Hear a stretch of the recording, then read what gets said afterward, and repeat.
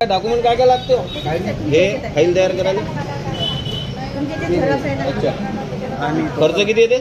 अरे तुमच्या हातानेच खर्च आहे. डोमेशियलचे 200, उत्पन्न दाखले 100. डोमेशियलचे किती लागते? 200. पॅन कार्ड बी लागते का? डोमेशियलचे 200 आणि उत्पन्न दाखलाचे 100. आपल्याकडूनच काढून मिळते का सगळं? आपल्याकडून काढून मिळते का? काका टोटल काका टोटल खर्च किती येते? आपण ते काय सांगा तुम्ही एक नवीन याचा माणसा हे ॲप्टिट्यूड नाही टोटल सांगा ना. त्याच्यात कागदपत्र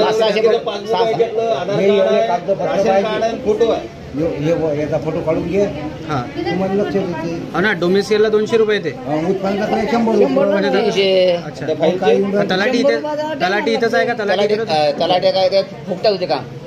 अच्छा, मग 100 रुपये कायचे? हे उत्पन्न दाखल्याचे. उत्पन्न दाखल्याचे इथं तहसीलदार उत्पन्न दाखलं मी पायावर पाहिला चेक केला. हे तुम्ही ते बहीण माझी लाडकीसाठी करताय ना, तर किती रुपये लागतात त्यासाठी? आता ते या 2 कागदपत्राला 160 रुपये लागले. कोणते कोणते कागदपत्र ते सांगू त्याचे घेते 100 रुपये. ते दोन्हीचे ते लिहायचे 100 काय घेते 50 घेतले मी आमच्या दोन कागद जायचे फक्त काहीच नाही. आधार कार्ड लागते, ज्यांचं बनवायचं त्यांचं TC, आणखी त्यांच्या मिस्टरांचं आधार कार्ड. बरं, लिहायचे 50 रुपये घेतात. 50 रुपये लागतात. अच्छा. TC पाहिजे हे फॉर्म घेतला त्यांनी तिथून, तिकीट वगैरे सगळं, आणि 50 रुपये लिहायची. ते मॅटर लिहून तिकीट किती दिले त्यासोबत? 3. हे 4 तिकीट आणि हे टोटल लिहून घ्यायचे 100 रुपये घेतले. नाही 50 रुपये फक्त लिहायचे 50 लिहायची फक्त. अच्छा, कागदाचे 30 रुपये. कागदाचे 30 तुम्ही रुपये. लिहू शकता, ते फॉर्म घेऊ नका. बरं, कुठून घ्या? कोणी लिहून दिलं हे? हे तिथे एक काका होते बसलेले, त्यांना मागितलं मी लिहून. अच्छा, किती रुपये खर्च लागला? 500 रुपये घेते म्हणते. आता स्टॅम्प घेतला ना, अच्छा, 500 रुपये घेतात. डॉक्युमेंट द्यायचं काम, बाकी सगळं ते आणते. 500 रुपये घेऊन आले. कुठे घेऊन आले? घेते काय ताबडतोब करतो काय नाही, आम्हीच तर विचारून आलो. आपल्या कस्टमर जायचं काम नाही, सगळं करतो. अच्छा, सगळं करून देतात. 500 रुपये दिले तर सगळं होऊन जातं. एक स्टॅम्प आणला की 100 रुपयाचा, असे 600 रुपये खर्च. अच्छा, 600 रुपये खर्च आहे त्याचा टोटल. तर आता जे सरकारने स्कीम लावलेली आहे बहीण माझी लाडाची, त्याबद्दल आपण काय बोलणार?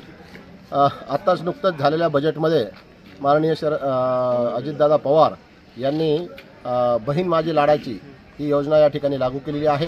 आणि त्या योजनेकरिता लागणारे जे काही कागदपत्र आहेत त्या कागदपत्राची सगळी धूम सध्या आपण पाहतो की तहसील कार्यालयावर फार मोठ्या प्रमाणात दिसते आहे. आणि या संधीचा फायदा घेऊन काही लोक आमच्या महिलांची फसवणूक त्या ठिकाणी करत आहेत. प्रत्येक महिलांकडून किमान 500 ते 600 रुपये ही लोक घेत आहेत. प्रशासनाला माझी विनंती आहे की हा प्रकार ताबडतोब बंद झाला पाहिजे आणि यावर आवर घालणं हे प्रशासनाची जबाबदारी आहे. आणि लोकांची गैरसोय होऊ नये, लोकांना तात्काळ कागदपत्र मिळावे, यासाठी मी प्रशासनाला या ठिकाणी आवाहन करतो. 28 जून 2024 रोजी महाराष्ट्र शासनानं लाडकी बहीण योजना सुरू केलेली आहे. योजनेकरता आवश्यक असलेले जे डॉक्युमेंट्स आहेत किंवा ऑनलाईन करण्याची प्रोसेस आहे, या प्रोसेस करता शासनानं निर्धारित करून दर निश्चित करून दिलेले आहे. आजच आपण तहसीलदार यांच्या निर्देशानुसार पत्र काढलेलं आहे. प्रत्येक सेतूधारकांना या पत्राची प्रत आपण पोच केलेली आहे की शासनानं निर्धारित केलेल्या दरांच्या पेक्षा जास्त कोणीही दर आकारू नयेत.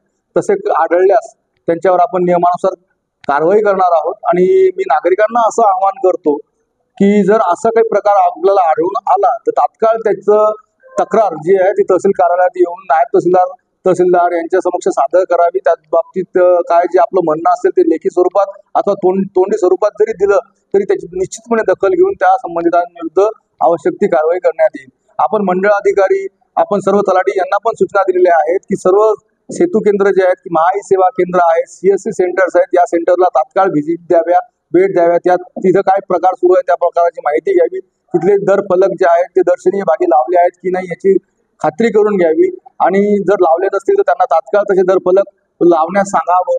ज्या ठिकाणी ॲफिडेव्हिट किंवा तत्सम बाबींसाठी कोर्ट फी स्टॅम्पच्या बाबतीतही जास्त पैसे आकारले जातात अशी तक्रार आलेली आहे. या बाबतीत आपण दुय्यम निबंधक जे आहेत त्यांच्या पण याच्यावर निर्देशन आणून दिलेली आहे आणि तशा सूचना त्यांनी संबंधित व्हेंडरना द्याव्यात अशा सूचना सुद्धा आपण निर्गमित केलेल्या आहेत.